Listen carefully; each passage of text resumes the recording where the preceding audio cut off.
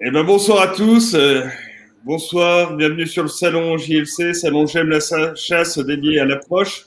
Évidemment, pour parler de ce sujet, on a pris un spécialiste. Je suis là avec Nicolas Lajousse. Bonsoir Nicolas. Bonsoir Patrick. Donc Nicolas Lajousse, il est le dirigeant de l'agence de voyage Séjour Chasse et il est également guide de chasse. Il organise des voyages en France, en Europe et partout dans le monde, Amérique du Nord, Afrique et Asie. Et j'ai vu aussi en visitant son site internet et son centre qu'il faisait des stages de pêche, mais aussi de tir. Donc ça peut être intéressant des séjours tir pour faire du tir, s'entraîner au tir. Donc pour les aficionados, je vous conseille de vous mettre en contact avec Nicolas. Bon Nicolas, on a un vrai challenge. Il va falloir que tu nous parles. Tu vas commencer, tu nous fais une petite série et tu vas commencer sur l'équipement de la chasse à l'approche d'été, chasse du brocard ou éventuellement d'autres chasses, mais on est dans la chasse d'été. C'est bien ça, Nicolas?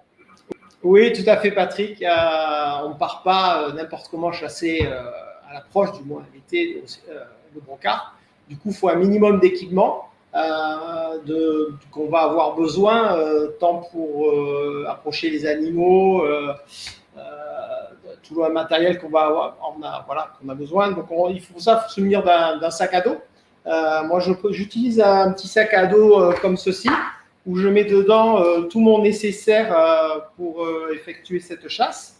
Donc, attaché, vous pouvez voir, il y a un appôt, un butolo. Moi, j'utilise ça. Il y a différents appots. Chacun doit se sentir à l'aise avec ce qu'il utilise. Dans ce sac à dos, alors je mets plusieurs choses. Évidemment, il faut partir avec le sésame, le bracelet et l'arrêté. Il ne faut pas oublier d'avoir les deux. C'est assez important. Sinon, vous êtes en braconnage. Ensuite, dans votre sac, il est important d'avoir, moi j'ai un couteau pour dépecer, voilà, j'en ai même deux, voilà, moi j'utilise ceci. J'ai une lime pour affûter, j'ai trouvé ça qui est très très bien, une en diamant, qui permet de vous retrouver quand votre couteau coupe plus, c'est vraiment super embêtant. Voilà, là pour dans votre sac, il faut mettre plusieurs choses. Alors après, on peut avoir, pour ceux qui font de la carcasse tout de suite, ce type d'instrument qui est une petite scie très efficace pour ouvrir le thorax. Ensuite, il faut également, alors les différentes choses que j'utilise, moi, c'est avoir des gants. Voilà ce qui est important quand vous êtes au moment de dépecer votre animal. Là, je te coupe un instant, c'est juste, je dis que tu feras un petit spécifique venaison après. Donc, comme tu es en train de parler de l'équipement, j'annonce direct, vous pourrez savoir tout sur le traitement de la venaison quand on a chasse à l'approche, mais ça, c'est un peu plus tard dans la journée. Je te laisse continuer, Nicolas. Oui, ça en fait partie, mais bon, voilà, c'est ce qu'il y a dans le sac, ce qu'il faut avoir dans son sac. Ensuite, j'oublie quoi? Alors, une frontale, parce qu'on tire souvent, on peut tirer souvent vraiment à la tombée de la nuit. À ce moment-là, pour baguer, éviscérer proprement son animal, il est important d'avoir une lampe. Alors moi, j'ai trouvé ce type de lampe qui vous fait un faisceau vraiment arrondi, qui cible vraiment sur l'animal, qui vous permet de travailler de façon à l'aise en voyant ce que vous faites. Et ensuite, dans mon sac à dos, j'ai également cette petite, alors il y a plein de marques, ce petit instrument qui a l'air de rien, mais il peut vous arriver à avoir des problèmes mécaniques, tant avec sur votre lunette qui se dévisse, enfin, voilà, un petit quelque chose qui n'a pas, et vous avez ça. C'est très utile pour en avoir eu l'utilité plusieurs fois avec des chasseurs. Autre dernière chose que j'ai dans mon sac à dos, c'est une sangle ou une corde, chacun fait comme il veut, pour ramener son animal. Alors chacun fait comme il veut pour ramener son animal, il y a des gens qui le portent sur eux. Voilà, ils estiment avoir une éthique de porter cet animal, lui rendre mieux hommage. Après, il faut savoir que les chevreuils sont porteurs de tiques. Et du coup, vous risquez d'attraper la maladie de Lyme, ce qui m'est déjà arrivé il y a 2 ans. Voilà, ça se traite très bien, mais bon, pour éviter ce genre de choses, il vaut mieux à la limite avoir ceci pour tirer son animal que le porter sur soi et se faire courir de tiques. Voilà. Avant de partir à la chasse, il y a 2-3 petites choses aussi que je vois en parlant des tiques. Il y a ce genre de produit que vous pouvez pulvériser soit sur vous, soit sur les vêtements. Alors moi, j'utilise plutôt celui-ci sur les vêtements qui est très efficace et qui résiste au lavage, à un lavage à peu près. Vous les mettez sur toutes les parties autour de vous, donc d'accès pour les tiques, le bas des pantalons, la ceinture, les manches, le cou. Mettez ça sur les vêtements, vous laissez sécher. Alors ça sent un petit peu quand vous l'appliquez et ensuite l'odeur s'en va. Je vous promets que ça vous évite énormément de soucis par rapport au tic. Voilà. Ensuite, si on continue dans l'équipement, en plus du sac à dos, je pense que j'ai rien oublié. Bon, évidemment, il faut pas en avoir sur soi aussi son permis validé. Ensuite, voilà, moi j'utilise, il faut des jumelles, bien évidemment. Alors moi j'utilise ceci, qui est très pratique, enfin un harnais, il y a plein de harnais différents. Moi j'utilise ce type d'harnais qui est très ergonomique et qui permet d'avoir ces jumelles en permanence, avec cette protection quand il pleut. Voilà, ça c'est vraiment bien. À la place d'avoir les bonnettes, c'est toujours on ne sait pas trop en faire. Là, on fait juste un coup de rabat et du coup on est protégé de la pluie. À ceci, j'ai rajouté une petite pochette là, ici, là, qui se scratche, voilà, où j'ai mis dedans quelque chose, on ne pense pas tout le temps quand il pleut, mais où on fait de la buée. Voilà, un petit chiffon pour essuyer la buée ou que ce soit les optiques, de la carabine, des jumelles. Et en plus, moi, je me rajoute sur le côté, ce qui est très pratique, ce petit élément où j'ai mes balles. Voilà, vous pouvez, quand vous êtes au moment de tir, l'ouvrir si jamais vous avez besoin de recharger. Dans la mesure, par exemple, moi je chasse avec une Kiplof, donc c'est intéressant d'avoir les balles à portée de main. Je pense que j'ai fait le tour de ce qui est du sac. Ok, donc je résume rapidement. Sac à dos, donc petit sac à dos l'été. Tu as déjà tout ce qui est réglementaire, un permis de chasse, mais aussi l'arrêté et puis évidemment la bague. Derrière, on va avoir tout ce qui permet de traiter la venaison, parce qu'évidemment l'été, il faut traiter rapidement, mais tu en reparleras un peu plus tard. Et puis tu commences à nous parler de tout ce qui est optique. Pour évidemment l'approche, c'est incontournable d'avoir des bonnes jumelles, n'est-ce pas? Voilà, tout à fait. Et moi, j'utilisais aussi également un casque. Voilà. Il y a différentes marques. J'avais oublié un casque, voilà, anti-bruit, important pour les oreilles, parce que les déflagrations sont quand même nuisent fortement à vos tympans. Donc, il y a plusieurs modèles, il y a plein de marques, il y a des choses très bonnes. Ça vaut un petit peu de vous renseigner. Il ne faut pas hésiter à investir un petit peu sur un casque. Les tympans, on n'en a que 2, et une fois qu'ils sont complètement détruits, on est sourd, et vous verrez plein de personnes âgées que nous côtoyons qui ont tous des petits appareils sur les oreilles. Donc ça parle à tout le monde, je pense. Voilà. Alors, petite question, Nicolas, par rapport au casque. Quand tu approches, tu portes le casque ou tu le mets juste au moment du tir? Alors, en fait, au départ, il y a 2 ou 3 ans, je sortais de la voiture, je mettais mon casque. Voilà, j'avais pris cette habitude. Et maintenant, non, j'ai plutôt tendance à le garder sur la tête. Et je le mets quand je vois qu'on repère l'animal et qu'on part dessus vraiment pour finaliser l'approche. Là, je mets mon casque avec les micros dessus. C'est surtout ça qui est important, en fait, le rendu des micros. Ça vous permet aussi d'amplifier, de voir comment vous marchez. Si vous faites vraiment du bruit, vous pouvez augmenter le bruit de vos pas avec le micro et vous savez exactement comment vous approchez. Voilà, c'est assez important, c'est intéressant. Ok. Voilà. Et dernière question pour l'audition. Il y a aussi des bouchons d'oreille ou des protections auditives qu'on peut mettre dans l'oreille. Toi, tu privilégies le casque ou les deux sont bien? Alors, moi, je trouve que personnellement, les bouchons, c'est pas pratique, parce que si on met que des bouchons, ça atténue le bruit et puis on n'entend plus ce qui se passe. Donc, par exemple, moi, quand je guide avec un chasseur, il faut absolument que j'entende exactement ce qu'il me dit. Pour les autres bouchons actifs, je vais dire, voilà, qui ont le micro, qui ont du rendu, moi, je trouve ça pas pratique du tout, donc c'est très personnel. Je trouve que voilà, le casque, vous le mettez là, il gêne plus, ça, il faut enlever le bouchon, on le met dans la poche, il faut le ressortir, on le remet. Enfin, il y a 2 éléments, il n'y en a pas qu'un. Voilà, tout ce genre de petites choses qui met des contraintes supplémentaires. Déjà, quand vous êtes en train de chasser, d'approcher, il faut être vraiment sur ce qu'on fait. Donc, si en plus vous pensez aux petits bouchons qu'on a oubliés dans les poches, etc., voilà, moi je trouve pas ça pratique. Je parle d'approche, pas d'affût, attention. Ok. Ok, on continue. Donc, on a fait le sac, l'optique et l'audition. Je te laisse continuer, Nicolas. On va passer sur l'optique. Donc, on a évidemment parlé des jumelles. Si vous pouvez, ce qui est intéressant, c'est d'avoir un télémètre intégré. Alors, c'est vrai que ce sont des budgets. Il faut toujours y penser. Ou du moins, si on n'en a pas, essayez d'avoir dans sa lunette, vous mettez votre lunette au minimum et essayez d'estimer la taille de l'animal aux différentes distances, qui vous permet tout de suite d'avoir une estimation de la distance, voilà, qui est par rapport à vos repères à l'intérieur de la lunette. Enfin, ce genre de petites choses qui peut changer votre tir. Parce que si vous tirez à 300 mètres, ce n'est pas la même chose qu'à 50. J'exagère un peu, je force le trait, mais voilà les petites astuces qu'on peut avoir. Ensuite, on peut utiliser de temps en temps suivant les territoires. Alors moi, pas tout le temps, ça dépend des territoires très vallonnés. J'utilise différents télescopes pour vous donner une précision. Vous avez un animal à 700-800 mètres. Évidemment, dans les jumelles, on voit bien, mais si on veut vraiment estimer mieux son trophée, alors il y a le côté lunettes, si vous voulez faire une x15, une x18, qui sert en fait à l'estimation, mais pas au tir. Sinon, vous avez une lunette, un télescope, pardon, qui vous permet vraiment de voir l'animal, comment il est, si c'est l'animal que vous recherchez, le type d'animal que vous recherchez. Voilà, c'est pour les optiques. Ensuite, il y a les optiques sur les carabines. Donc, je vais aller. Voilà. Pour ce qui est de la chasse à l'approche, sur les optiques, voilà, ça c'est une 2.5 15-56. C'est le genre de lunettes voilà, adaptées à l'approche. Pour dire avec réticule lumineux si vous avez pour la tombée de la nuit, sinon tant qu'il fait jour, c'est pas foncièrement utile. Moi, je mets des montages amovibles sur toutes mes carabines, mais ça c'est personnel. Vous pouvez aussi utiliser suivant la carabine que vous utilisez, vous pouvez après l'utiliser en battu et à l'approche, faire les deux. Donc voilà pour les optiques, je pense que j'ai rien oublié.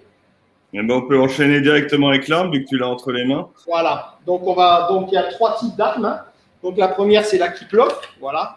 Moi, avant, je ne chassais pas avec ça, mais depuis que j'ai ça, j'ai encore plus de plaisir à aller à la chasse. C'est quelque chose voilà, c'est léger. Le but de l'approche, c'est pas de faire des tirs à répétition. Et avec un petit peu d'entraînement, vous pouvez relativement rapidement remettre une munition pour éventuellement faire un second tir.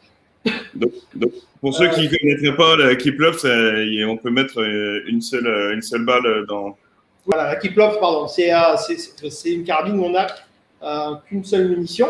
Et donc, pour changer, il faut enlever la munition, mettre une autre. Voilà. Pour ceux qui ne savent pas, voilà, c'est quelque chose voilà, qui est très bien aussi, très bien pour la montagne parce que ça a peu de poids. Ça, on en parlera plus tard, mais voilà, ça peut se démonter en deux, se mettre dans un sac à dos, des choses assez pratiques. Des autres types de carabines qu'on peut avoir. Donc, ensuite, on a la carabine à verrou. Voilà, même type de lunettes, voilà, avec chargeur, hein, voilà, ce genre de choses. Toujours pareil, même équipement, avec le même type de lunettes. Et enfin, on a une petite de carabine à armement linéaire, voici. Il y a plusieurs marques qui font ce genre de choses, voilà, on est sur du Merkel. Même type de lunettes. Ensuite, voilà. Ensuite, sur toutes mes carabines, maintenant, j'ai des atténuateurs de son. Alors, ce qui permet, quand on tire très peu, on peut même ne pas mettre de casque, entre guillemets, parce que ça diminue à peu près de 30 dB de son. Ensuite, moi, je continue quand même de mettre le casque. Ça, c'est vraiment les nouveautés ce n'est pas un silencieux, c'est-à-dire que ça fait toujours du bruit, mais ça enlève le côté agressif du bruit. Surtout pour les chasses d'été, où c'est qu'on se retrouve avec des gens qui sont en terrasse, en train de boire un apéritif, de dîner dehors. Quand vous tirez à 200 mètres de la terrasse, vous avez le droit, parce que c'est 150 mètres. Le fait du modérateur, ça enlève vraiment l'agressivité du son. Et même en termes, hein, parce que j'ai déjà tiré à l'approche avec un modérateur, en termes de recul, c'est aussi plus agréable au niveau du tir, hein, parce qu'on prend. Alors en plus, voilà, il y a deux choses aussi, oui, j'avais oublié. Il y a ce côté où le recul est moindre, et comme vous rallongez aussi le canon, vous augmentez en précision. À savoir que quand vous réglez votre arme sans le modérateur, il faut la régler avec. La balistique n'est plus la même, ça change. Vous n'allez plus tirer au même endroit. Ça dépend des carabines, mais il y a certaines carabines, il y a vraiment de gros écarts. Voilà. D'ailleurs, régler de toute façon sa carabine avant de partir un séjour à l'approche, c'est plus que conseillé. Ouais. C'est obligatoire. Il faut cibler en sachant, voilà, moi, les gens qui viennent chez moi, j'aime pas de tir à 100 mètres, on cible tout, on fait cibler tout le monde. Même les gens qui ont l'habitude, on a des chasseurs qui font du tir aussi longue distance, qui ont l'habitude, on tire quand même. Comme ça, tout le monde part en sachant ce qu'il en est exactement de l'arme. Le tir, ça, c'est après. Chacun a sa façon de faire. Ça, c'est autre chose. Ok. Nicolas, on va continuer sur les vêtements parce que le temps imparti va bientôt être écoulé. Donc, on enchaîne. On enchaîne vite fait avec les cannes de pirche. Bien sûr.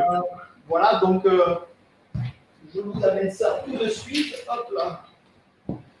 Donc, en fait, on avait démarré les cannes de pirche tout au début. Il y avait des bipieds, puis des tripodes comme ceci. Voilà, on va dire. genre de choses qui sont arrivées. Il y avait aussi, voilà, il y a ce genre de choses qui sont battues et aussi approches. Ensuite, on a ce qui est sorti, la Primos, la fameuse avec les 3 pieds réglables à la main. Il y a eu ça. Au jour d'aujourd'hui, la nouvelle génération de cannes, c'est bon, alors, il y a Force Stable Stick d'un côté. Voilà, parce que je parlais la dernière fois, le petit truc pour le vent, le petit détail cap à l'air, vous savez, tout le temps va le vent, vous mettez un bout de sac plastique poubelle. Voilà, ça c'est vraiment très stable pour tirer près en bipied, donc faut jamais oublier. Et si on a besoin d'allonger, voilà, c'est un outil maintenant indispensable pour faire des tirs propres, c'est ça qui est important, hein, d'avoir quelque chose de correct. Et ensuite, j'ai eu l'occasion d'essayer hier, avant-hier, la nouvelle canne de chez Blazer, Bluffant, qui est un compromis en fait avec enfin, entre guillemets, hein, un compromis entre la Force Stable Stick et la poignée de chez Primos. Ça permet vraiment d'avoir une articulation, enfin, comment dire, de déplacer votre carabine de façon très fluide pour suivre l'animal, qui se déplace un petit peu pour recadrer votre tir. Voilà. Ok. Toi, au brocard, c'est quoi que tu utilises le plus en canne de pioche? Moi, on utilise tous celle-là. On est tous avec la Force Stable Stick, que ce soit moi, mes guides. Les gens qui viennent, qui ne sont pas du tout convaincus sur ce genre de... Après, il y a d'autres marques, je vous parle de celle-là parce que voilà, j'utilise celle-là, qui est aussi française, il ne faut pas l'oublier. Et je veux dire, il y a les gens même qui ont du mal, en fait, il faut s'entraîner un petit peu pour l'utiliser. Il y a des gens qui ont du mal, on leur apprend à l'utiliser avant de partir. L'intérêt du stand à 100 mètres, on fait tirer sur un chevalet, mais également sur la canne. Et faites l'expérience tout seul, prenez une carabine à bras francs, visez un point, reprenez-la sur un bipied, reprenez-la sur une Force Stable, vous allez voir la différence, vous ne bougez plus, vous ne tremblez plus, il y a quand même un minimum de façon de faire. Et un petit entraînement à l'utilisation et vous verrez que vos chasses, vos résultats vont augmenter. En général, on dit, nous, à peu près, on augmente nos réussites de 30% avec des tirs sur ce.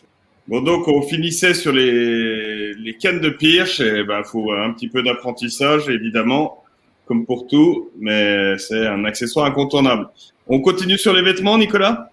Oui, alors sur les vêtements, bon, je dis souvent qu'on va chasser comme on se sent bien. Ensuite, aujourd'hui, il y a beaucoup de nouveaux, enfin, depuis aujourd'hui, depuis un petit moment, des vêtements techniques. Voilà, nous, ce qu'on utilise, avec des vêtements de camouflage qui cassent la silhouette, en fait, quand vous faites de l'approche. Parce que le but, quand même, de l'approche, c'est d'être au plus près de l'animal avant de le prélever. Donc, moi, j'utilise, voilà, pour l'été surtout, voilà, donc t-shirt très, très léger, pantalon, la même chose. Ensuite, avec ça, ça y est, j'ai perdu une casquette. Pour si vous avez le reflet du soleil, ou même le soir, quand le soleil descend, si vous n'avez pas de casquette, vous allez avoir une luminosité qui va vous empêcher de bien jumeler ou de bien tirer, voilà, de bien voir dans votre lunette. Ensuite, j'utilise un buff, voilà, genre de choses qui vous permettent quand même, qui sont légers, qui vous permettent de les retirer très facilement et de les remettre aussi facilement. Bon. Et ensuite, évidemment, une paire de gants légères, hein, c'est l'été en ce moment. Pas oublier aussi de pulvériser le produit sur ces gants, l'éthique. Ouais, on en parlait tout à l'heure. Voilà. Et pour finir, ceux qui ne connaissent pas, c'est quand même important de dire que c'est les zones blanches, les zones de peau que l'animal voit le plus, hein, d'où l'intérêt de tous ces accessoires. Voilà, tout à fait. De très très loin, un animal voit vos mains bouger et voit votre visage. C'est quand vous avez l'occasion de voir des gens qui chassent, qui sont en camouflage, qui n'ont pas camouflé ni le visage ni les mains, vous le voyez très très bien, même vous, alors que les animaux ont une meilleure vue que nous. Et pour finir, il arrive quand les matins, il y a de la rosée, donc mettre des guêtres. Voilà, ce genre de guêtres qui sont vraiment étanches, qui sont très bien, qui vous évitent de mettre des bottes, ça reste toujours des bottes un petit peu plus bruyantes, moi je trouve, et pas appropriées. Et ensuite, nous, on utilise aussi une gamme de chaussures spéciales approche l'été. Alors, nous, on utilise ça, c'est le genre de chaussures un peu comme des baskets montantes, si vous voulez, qui sont Gore-Tex, qui vous permettent quand même d'avoir les pieds au sec, avec voilà, un bon cramponnage. Pour l'été, ça suffit largement. Et si jamais vous n'êtes pas partant sec, alors ça, c'est vraiment très silencieux, on ne vous entend pas, ça, c'est impressionnant. Hein. Enfin, tous les chasseurs qui viennent ensuite vont en acheter. Ensuite, sinon, s'il fait vraiment, il y a de la boue, tout ça, vous pouvez passer sur des modèles qui vont être mixtes avec la montagne, voilà, ce genre de modèle, ou même pour les battus, hein, qu'on peut utiliser toute l'année. Voilà un petit peu pour tout ce qui est des vêtements et de l'équipement pour la chasse à l'approche d'été. Ok, eh ben, merci Nicolas. De toute façon, on te retrouve un peu plus tard pour la chasse à l'approche, mais plus en montagne et toujours les équipements. Eh ben, à tout à l'heure, Nicolas. À tout à l'heure, Patrick.